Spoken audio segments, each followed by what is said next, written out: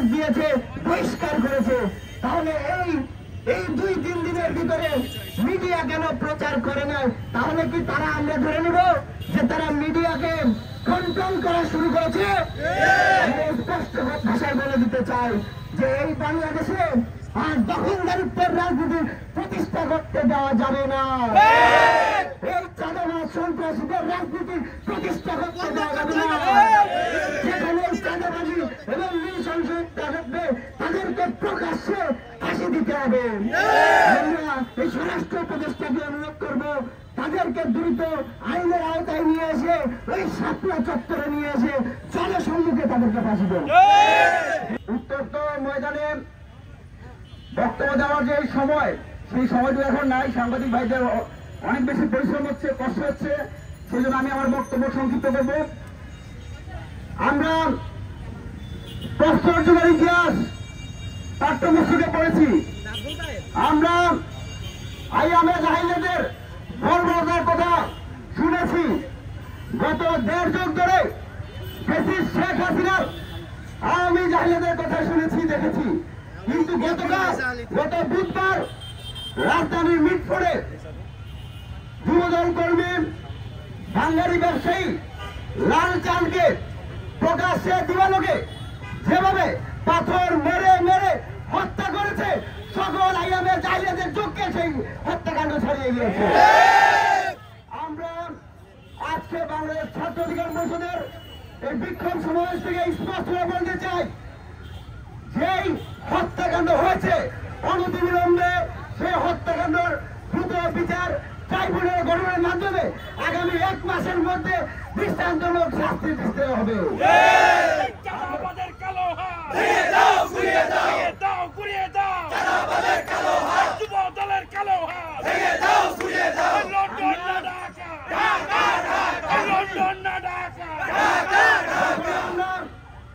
রাস্তায় দাঁড়াই তখনই আমরা দেখি তড়িঘড়ি করে কিছু লোকে গ্রেপ্তার করা হয়, কিন্তু সেই বিচার কি আমরা দেখতে পাই? আমরা স্পষ্ট বলতে চাই, লালচাঁদ হত্যাকাণ্ডের সাথে জড়িতদেরকে দ্রুত বিচার ট্রাইব্যুনালের মাধ্যমে দ্রুত বিচার কাজ করতে হবে। একটা কথা স্পষ্ট বলি, দেখেন আমরা প্রায় শুনি কাকের মাংস খায় না, কিন্তু আমরা দেখতে পেয়েছি গত 10 মাসে বিএনপি তার বিএনপির মাংস খেয়েছে ফেলেছে। আমরা স্পষ্ট পত্রিকার মাধ্যমে দেখতে পেরেছি প্রায় গত 10 মাসে 100-র অধিক মায়ের বুক খালি করা হয়েছে। এর জন্য অবশ্যই বিএনপির সর্বোচ্চ নেতা থেকে শুরু করে আপনি বলুন সবাই কোনোভাবে দায় এড়াতে পারে না। একই সাথে আমরা অন্তর্বর্তীকালীন সরকারের প্রধান উপদেষ্টা ডক্টর মোহাম্মদ ইউনূসের মধ্যে আহ্বান জানাই, আপনি যদি দেশের আইন শৃঙ্খলা পরিস্থিতি স্বাভাবিক রাখতে না পারেন, আমাদের যানবাহন নিরাপত্তা রাখতে না পারেন, তাহলে অনতিবিলম্বে পদত্যাগ করুন। আপনি দেখেন 1-11 সরকার প্রকৃতির ময়নাদির অনেক খারাপ কিছু আছে, কিন্তু তাদের কাছে আমরা শিক্ষা দিতে হবে কিভাবে রাজনীতির চাঁদাবাজ দুর্নীতিবাজ থেকে লাইনে আনতে হয়। আমরা দেখতে পেয়েছি অন্তর্বর্তীকালীন সরকারের স্বরাষ্ট্র উপদেষ্টা থেকে শুরু করে প্রত্যেকটা উপদেষ্টা ব্যর্থতার পরিচয় দিয়েছে। বর্তমানে এই সময় সংকটকালীন সময়ে আমরা এই বাংলাদেশকে ঐক্যবদ্ধ রাখতে হলে, স্বাধীনতার সার্বভৌমত্ব অক্ষুণ্ণ রাখতে হলে, দেশে চাঁদাবাজ দুর্নীতিবাজ খুনিদের রাজধানী বন্ধ করতে হলে অবশ্যই একটি শক্তিশালী সরকার গঠনের মাধ্যমে এদেশের মানুষের নিরাপদ বাসযোগ্য করতে হবে। আমরা ছাত্র অধিকার পরিষদে আজকের এই প্রতিবাদ সমাবেশ থেকে আগামী আলটিমেটাম দিতে চাই, আগামী 24 ঘন্টার মধ্যেই যুবদলের যে সকল মহানগর দক্ষিণের নেতৃবৃন্দ রয়েছে তাদেরকে যেন বিচার আওতায় নিয়ে আসা হয়। সাংগঠনিক সম্পাদক থেকে শুরু করে স্থানীয় অনেক নেতৃবৃন্দ রয়েছে, কিন্তু আমরা তাদের নাম আমরা দেখতে পাচ্ছি না।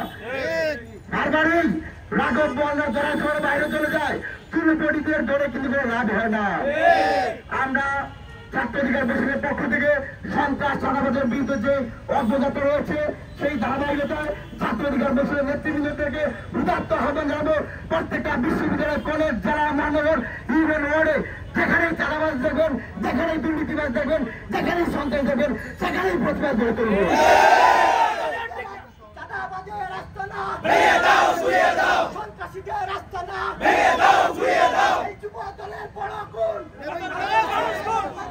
যুবদলের বড় গুণ, চাঁদাবাজের রাস্তা না, সন্ত্রাসীদের রাস্তা না।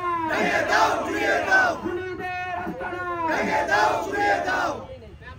সংগ্রামী উপস্থিতি, বাংলাদেশের মানুষ, বিপ্লবী ছাত্র সমাজ, বাংলাদেশ জাতীয়তাবাদী দলের অঙ্গ সংগঠন এবং নেতা কর্মীদের উদ্দেশ্যে বলছি, আপনাদের কি মনে হয় ক্ষমতায় চলে এসেছেন, তাই না?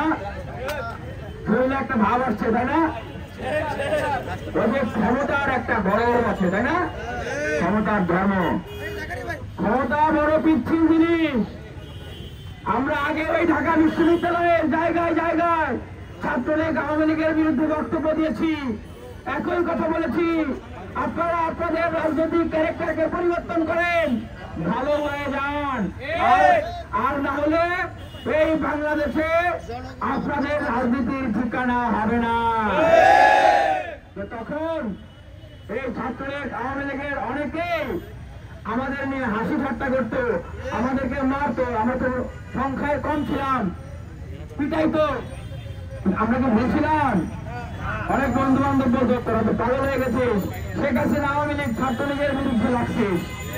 ডিবির গারদে হাত ঝুলিয়ে মুখে কালো মুখোশ পরিয়ে ঘন্টার পর ঘন্টা গজের লাঠিতে পিটিয়েছে আমাকে। আমাদের অসংখ্য নেতা কর্মীদেরকে নির্যাতন করেছে। আর কি বলবো জানেন? ঢাকা বিশ্ববিদ্যালয়ের পরে পাগল হয়ে গেছে না, শেখ হাসিনার পতন করবো, আওয়ামী লীগের পতন হবে, এই দুঃস্বপ্ন দেখে না। বাংলাদেশে আওয়ামী লীগ আর বিএনপি এর বাইরে কোন রাজনৈতিক দল হবে না, এর বাইরে কিছু হবে না। কথা কি ঠিক নাকি? কথা ঠিক? কথা ভুল? কথা ভুল। দেখেন, আমরা বিএনপির শত্রু না, যুবদল, ছাত্রদল, কৃষক দল, শ্রমিক দল, আমরা তাদের শত্রু না। তারা দীর্ঘ 16 বছর নির্যাতিত হয়েছে। আমি এই সূর্যমুখী 1-12 7 মাস তৃণমূল কনফারেন্সে ছিলাম।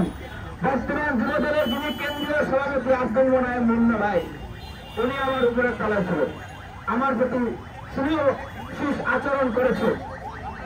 কিন্তু বাস্তবতা হলো দলের রাজনীতির ক্যারেক্টারটা চেঞ্জ করতে হবে, ভাই, হবে না? আপনি যত ভালো মানুষ হন, আওয়ামী লীগের সময় বলতাম ছাত্রলীগ আওয়ামী লীগ এমন একটা মেশিন, এটার ভিতরে কোনো ভালো ছেলে মেয়ে ঢুকলেও কি হয়ে যায়? সন্ত্রাস, ধর্ষণকারী হয়ে যায়। এখন এই দলটা বর্তমানে বাংলাদেশের বৃহৎ জনগোষ্ঠীর প্রতিনিধিত্বকারী একটা দল। তারা যদি তাদের ক্যারেক্টার না চেঞ্জ করে, ওইখানে ঢুকলে যদি একটা ভালো ছেলে মেয়ে সন্ত্রাস, চাঁদাবাজ, ধর্ষক হিসেবে বের হয়, তাহলে এর দায় কার? এখন ছাত্ররা স্লোগান দিচ্ছে যে আপনারা হত্যার দায় নেবেন না, ধর্ষণের দায় নেবেন না, খুনের দায় নেবেন না, কি বলে? চাঁদার ভাগ নেবেন, এগুলো দায় নিতে হবে না।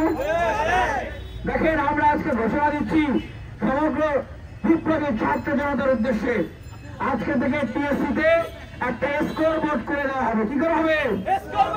ক্রিকেট খেলা যেরকম স্কোর বোর্ড দেখেন, স্কোর বোর্ড হবে। সেই স্কোর বোর্ডে 5 আগস্ট পরবর্তী সময়ে কোন রাজনৈতিক দলের হাতে কতজন খুন হয়েছে সেটা সেইখানে লেখা থাকবে। বাংলাদেশের মানুষ দেখবে, এই বিপ্লবী ছাত্র জনতারা দেখবে যে দিনে দিনে কত ঋণ তাদের বাড়তেছে। সংগ্রামী উপস্থিতি, ঘটনা ঘটেছে বুধবার, প্রতিবাদ নাই, কথা নাই, আলাপ নাই। এতদিন পরে আমরা জানলাম গতকালকে প্রতিবাদ। কেন? আমাদের মিডিয়া ভাইদের গলা কি টিপে ধরা হয়েছিল? মিডিয়া ভাইরা আপনারা কোথায় ছিলেন? ঠিক আওয়ামী লীগের সময়ও এইরকম ঘটনা ঘটতো, আমাদেরকে মারতো, পিটাইতো, মিডিয়া প্রকাশ করতো না। অভ্যুত্থানের সময় বিজিএফআই, এনএসআই, আওয়ামী লীগের নেতারা বলে দিত মিডিয়া কি কি প্রকাশ করতে পারবে, কি পারবে না। কিন্তু অভ্যুত্থান কি আটকাতে পেরেছে? পারে নাই। মিডিয়া কন্ট্রোল করাও ফাঁসিবাদী আচরণের সবচেয়ে বড় একটা আচরণ। গতকালকে ছাত্ররা স্লোগান দিয়েছে, বুয়েটের ছাত্ররা স্লোগান দিয়েছে, বুয়েটের ছাত্ররা স্লোগান দিয়েছে, বাংলাদেশে ঢাকা বিশ্ববিদ্যালয়, রাজশাহী, চট্টগ্রাম, বরিশাল, সমগ্র বাংলাদেশে বিশ্ববিদ্যালয়, কলেজের ছাত্ররা স্লোগান দিয়েছে। একটা দল ক্ষমতায় থেকে যাওয়ার আগে এই স্লোগান শুনেছে, আরেকটা দল তারা ভাবতেছে তারা ক্ষমতায় চলে এসছে। সেই জন্য বলতে হয় যে আপনাদের কিন্তু আগেই ছাত্ররা এই স্লোগান শোনায় গেছে। সুতরাং বিএনপির বড় নির্বাচন হয়ে যাচ্ছে আর আপনারা ক্ষমতায় চলে আসছেন। প্রশাসনের ভাইদের উদ্দেশ্যে বলবো, সচিব আমলাদের উদ্দেশ্যে বলবো, পুলিশ ভাইদের উদ্দেশ্যে বলবো, তাদেরও মাথা খারাপ হয়ে গেছে। তাদের একটা ধর্ম, যেই দিকে ক্ষমতা সেই দিকে হাওয়া। এই অভ্যাসকে বাদ দিতে হবে। পুলিশকে কি করেছিল শেখ হাসিনা? আবারও কি পুলিশ প্রশাসন সেই রকম জায়গায় দিতে চায়? আমরা পুলিশ প্রশাসনের ভাইদের উদ্দেশ্যে বলতে চাই, আপনারা স্বাধীনভাবে কাজ করুন, কোন দল মতের তোয়াক্কা করতে হবে না, দেশের মানুষের পক্ষে কাজ করুন। সচিব ভাইদের উদ্দেশ্যে বলবো, বয়স তো অনেক হয়েছে আপনাদের, 16, 17, 10, 12 বছর, 21, 20, 25 বছরের ছেলেমেয়েরা যদি দেশের জন্য জীবন দিতে পারে, আপনারা তো যুগ্ম সচিব, উপসচিব, বিসিএস ক্যাডার ভালো সম্মানের জায়গায় গেছেন, আর কতদিন আপনারা বাঁচতে চান? আপনারা দেশের জন্য কাজ করেন, মানুষ আপনাদেরকে সম্মান করবে, দেশের জন্য কিছু করেন, এটা একটা সুযোগ। এই ইন্টারিম গভর্নমেন্টের সময় একটা সুযোগ। আমরা বিএনপির আমরা কমিটমেন্ট শুনেছি 31 দফা, শুনেন নাই? নির্বাচনের আগে তারা বলেছিল জাতীয় সরকার গঠন করবে। তাহলে এই যদি হয়, বিএনপির বাংলাদেশের জন্য অবদান 10 মাসে 100-এর অধিক খুন, মেয়েকে বিয়ে না দেওয়ার জন্য, পিতাকে হত্যা, চাঁদা না দেওয়ার জন্য মিটফোড়ে ব্যবসায়ীকে পাথর নিক্ষেপ করে আইয়ামে জাহিলিয়াতের মতো করে হত্যা করা, চাঁদা না দেওয়ার জন্য পিটিয়ে রক্তাক্ত করে ফেলা। তাহলে ক্ষমতায় আসার আগে যদি আপনাদের এই ক্যারেক্টার হয়, ক্ষমতায় আসলে আপনাদের কি ক্যারেক্টার হবে? এই বাংলাদেশের মানুষ কিসের উপর ভরসা রেখে কেন আপনাদেরকে আসলে ভোট দিবে বলেন?